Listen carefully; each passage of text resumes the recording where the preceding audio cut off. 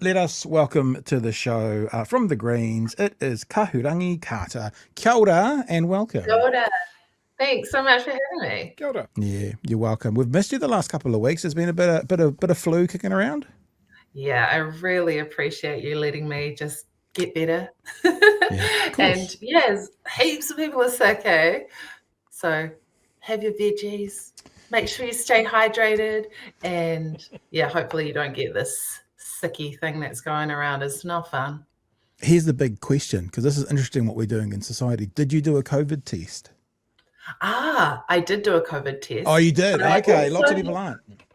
yeah, I also learned about this new test they've got. They've got like the Yep. RSV, the virus, so I didn't do one of those, but I did do a COVID test because I Nice. got kids and You got to be just that way, eh?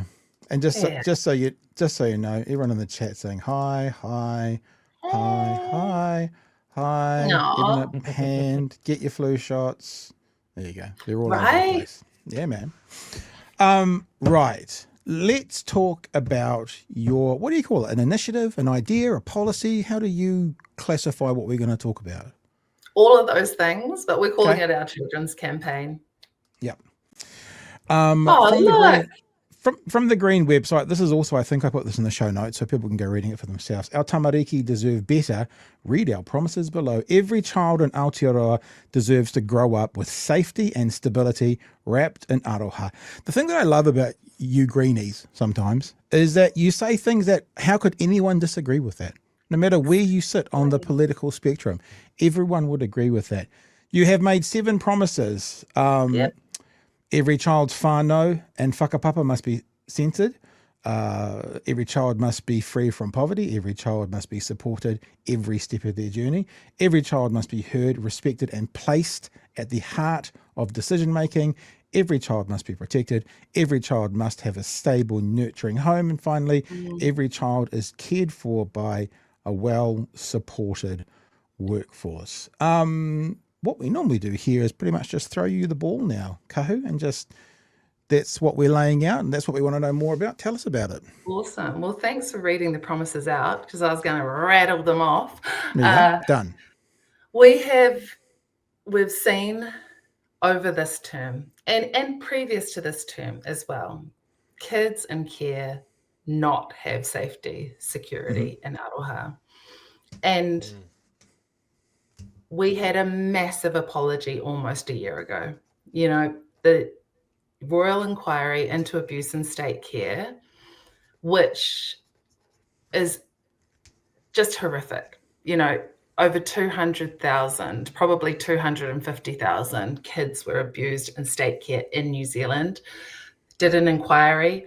The government accepted it and apologised, and now they are going against some of these recommendations. So we're talking about, I think there was 233 recommendations, 207 of them were for the government. Some of them were for state-based care, faith-based care. And so far, only 19 have been accepted. I think about 38 have been, the intent is to accept them. And then we've seen them go completely against some of them. These are things like repealing Section 7AA, that tamariki have a right to their whakapapa. They have a right to know where they're from, who they are, where they're from. And we heard from survivors through the reports that they so painstakingly shared was that this caused them trauma and that they never want any other child to experience that. So as well as being part of the UN Declaration on the Rights of the Child and Waitangi Tribunal reports and so many other things, and then establishing boot camps. A whole chapter is dedicated in the inquiry to why we should not have boot camps, and legislating being able to use force from a third-party contractor on children. Like, if we can't keep our kids safe, like, what kind of country are we? And even today in the House, we had Minister McKee speaking on behalf of the Minister for Children, one of the questions put to her was, what do you say to the reported 4,000 kids being kept in prison, in jail overnight, in cells, some up to 8 days. And this has gone up from like 48. So like, what are we doing? We need to keep our kids safe. And that's what this is about. It's about making sure that we listen to the kids. We've developed this alongside kids that have been through the system. We've developed it with the people that are actually doing the mahi at the Flax Roots.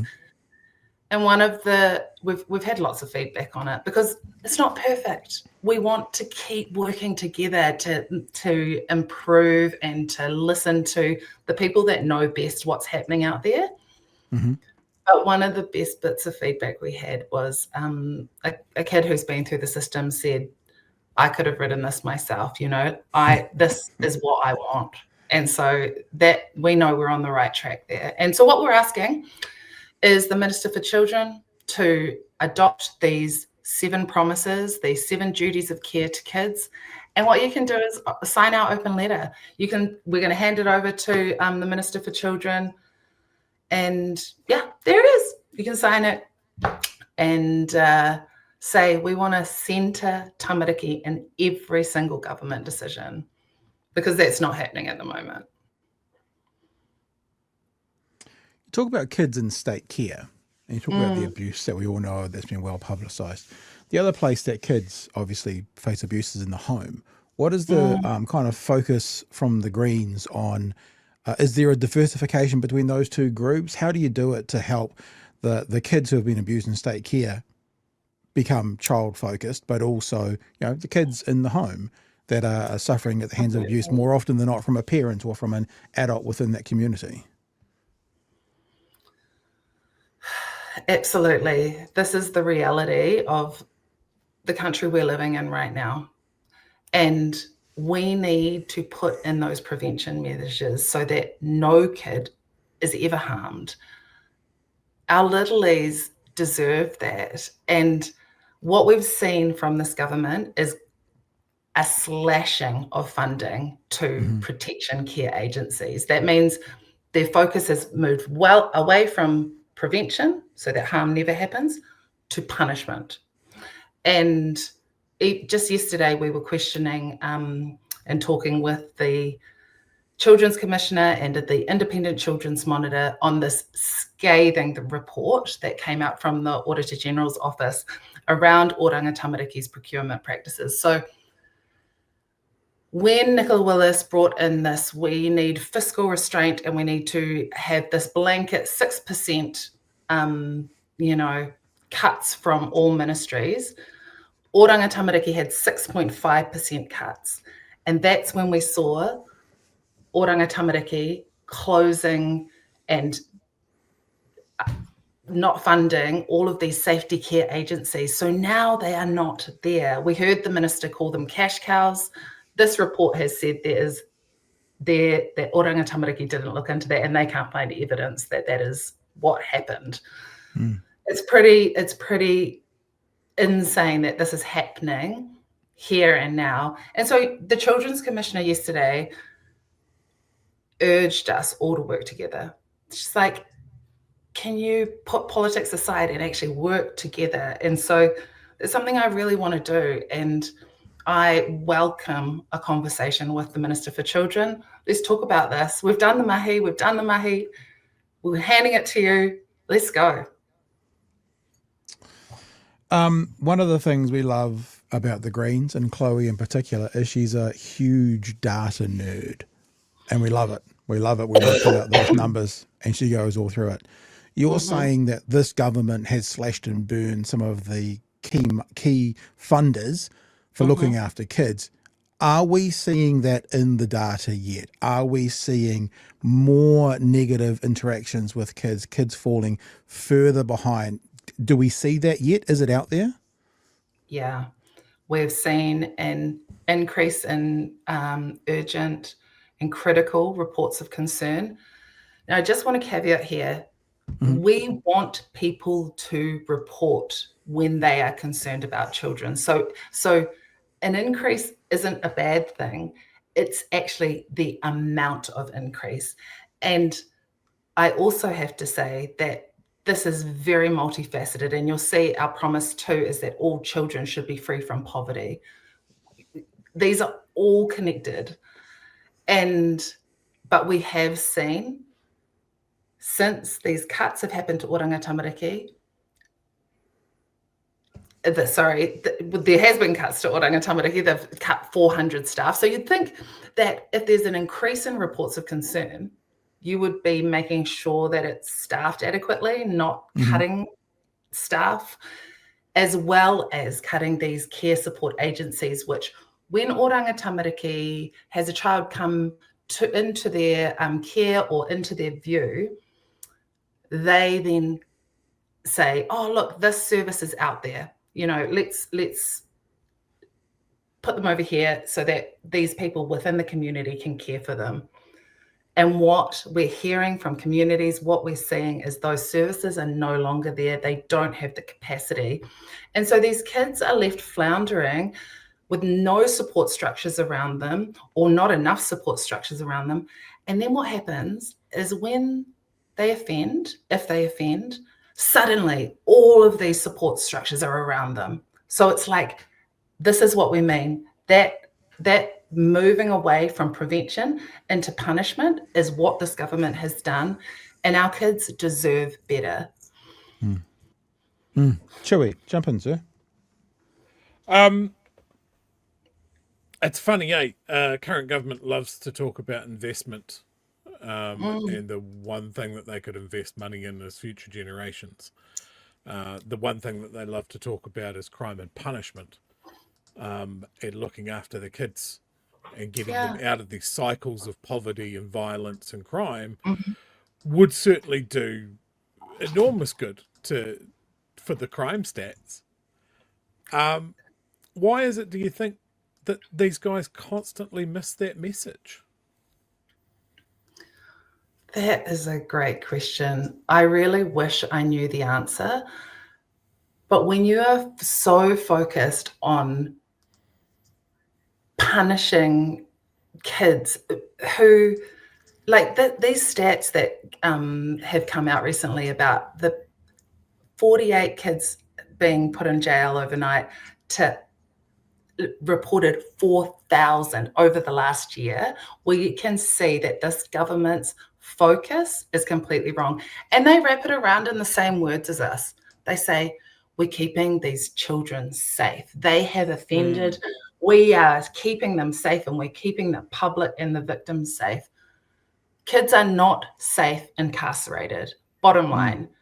And if I just get so fired up because it's just not good enough. And then to move your mouth and say, we're keeping kids safe by locking them up and having someone visit them once a day.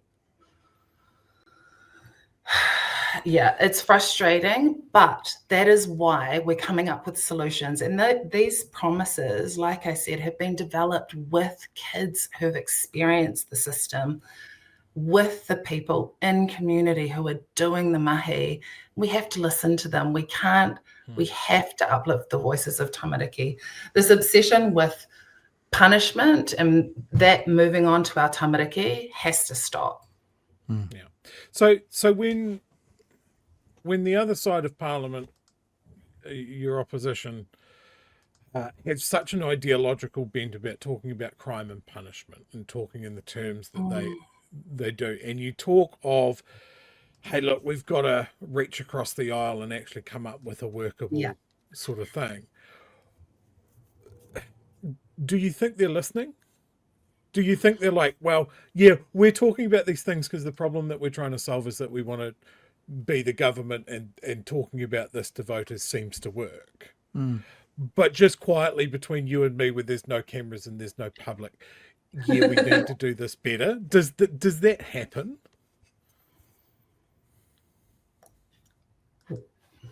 I am a natural bridge builder. That is something that I am good at. So I talk to the other members of, those government members, and we do have different views on how to get there, but when you talk about children, like, I'm a parent, my kids are like 17 and 18, and all the things that I want for my kids, all the things that those parents in parliament, those government members want for their kids, we want for kids in care. And so that's what I'm always appealing to, is that, like, okay, this is this. And then when you've got evidence, oh gosh, and this is the world we're living in now, right? Where people can come up with their own evidence. But we're talking about officials, we're talking about academics, we're talking about the people who have actually experienced this. We're talking about that Royal Commission that they apologized for not long ago, just almost a year ago. Look, I might be, I do have a sunny disposition, and I do, like, think the best. Like, I think we can really get there together, and it's going to take really courageous and difficult conversations. But like the Minister for Children, like the Children's Commissioner was imploring with us yesterday and has been for her time, we need to work together. So I live in perpetual hope that we can really make a mark. And I am the chairperson for the cross-party working group for mental health and addiction. So we're doing it in that space. Sure, we definitely don't agree on everything, but we find the things we do agree on and we work on those. So that's a start. I've also got a question here from someone in the chat. How much has the Dunedin study, if at all, informed your party's policy platform on this issue? Thank you so much for bringing this up, Kiwi Bear Angie. That Dunedin study is so important. And what he's talking about is the first 2,000 days of a child's life have massive indicators for where they are going. And we know that when kids go into care, that pathway is like pathway to poverty, prison. And we have to be really careful here as well, because we're talking about littlies, we're talking about rangatahi. We want to let them imagine a world that's different. But when we look at the data, that's what it's telling us. So we need to invest in those first 2,000 days. And we've seen this government in so many ways move away from that with the changes to ECE, with the, we need to save money on kids' lunches. Our kids are worth it. And so, yes, it does inform our policies. We absolutely look at those with like that promise that every child must be free from poverty. You can look into our budget and you can see this is costed into our green budget, because it is imperative that kids have what they need. And we work closely with the Auckland City Mission, and the stats that come out of there around kids who are starving are awful. We're talking about a third of Māori tamariki do not get their nutritional needs met. And we're talking about half Pacific tamariki. So, and we're a rich country. Children shouldn't be going hungry. It's as simple as that. I remember speaking with Julie Magenta prior to the last election, and we were talking about a policy idea around housing that you guys had, and it was a safe, warm, affordable. They were the three markers: safe, warm, affordable. And I remember saying to her, what if you can get like a safe house, but it's not warm and affordable? Or what if you can get a warm and affordable house, but it's not safe? Like, in other words, what are the Greens going to do to try and hit all three markers? Like, is it important that you get all of that? And it just makes me think about what you're trying to do, because this has got kind of 7 markers. Like, Yeah. what happens if every child whānau and whakapapa must be centered, but children aren't protected? You know what I mean? Like, so how do you go in? What do you do to kind of go in and try and nail all of them? Or do you just tick off one at a time? And, you know, and in 2 or 3 or 4 years, if you've got 5 out of 7, that's a pretty good outcome. How do you approach that as an MP? This is an awesome question, because we have to think about generations into the future. I often go into the future and look back and then think, Sure. okay, how did we get there? What were the steps that we took? Sure, these 7 steps have got like specific promises, specific ways that we're going to get there in them, but they're actually all connected. So child poverty is connected to making sure that these kids have safe, warm, dry homes. And it means that we need some really clever people. Like, we've got clever people like Julie and Magenta in our caucus, people who are dedicated and want to work hard. And we can deliver on all of these 7 promises. We can do it, and you can hold a green-led government to it. That's what we're saying. I like that idea about looking forward. I used to say, you know, I want my foresight to be my hindsight. Like, even though I'm looking forward, as if I'm already there looking backwards, because that's the 2020. So I understand what you're saying. Chewie, you got any more questions? Okay, you got anything you want to leave us with before we wrap up? Well, I just want to say one thing beforehand. As a kid that got, when I look back, I was a very challenging kid. I was lucky that I had a mum that really fought for me, and a couple of teachers that really fought for me. But it is frightening how close I came to entering the machinery of state care and that sort of thing. So it's really important that I see people in Parliament that hold this as like, we need to keep kids out of this. Or for the kids that go into it, we need to make sure that it doesn't fuck them up. So it's incredibly important work, and I'm glad to see it. Thanks, Chewie, and thanks for sharing that with us, because look at you now. Look at you. Yeah, I've got opinions on the internet. It's great. Look at you. I will leave you with that. I would love to come back, because I don't know if you heard, but my members bill got pulled from the ballot today. I did see that. I literally put it in last week. I think there's only one other time that's ever happened, which was everyone will be pissed with you. They've their members bill in for months and months and months, and you're like 5 days later, sweet ass. And it's also my second one to be chosen this term. So I am tinny. That is, I accept that. I should have written Kahu Carter, tinny, MP. So this is the Good Samaritan bill. It is about making sure that if someone is experiencing a bad reaction to, or an unexpected reaction to drugs, like a drug overdose, that the people around them are not afraid to call for help, so that they would not be criminally prosecuted. So I just want to leave it with that. Like, let's do this. Like, this stuff is all connected, and can't wait to talk to you about that. We'll definitely do that. I've got two quick things before you go. The first is, you said you had 17 and an 18-year-old. I'm like, I remember what, you had kids when you were like 10 then? Does that work? 17 and 18?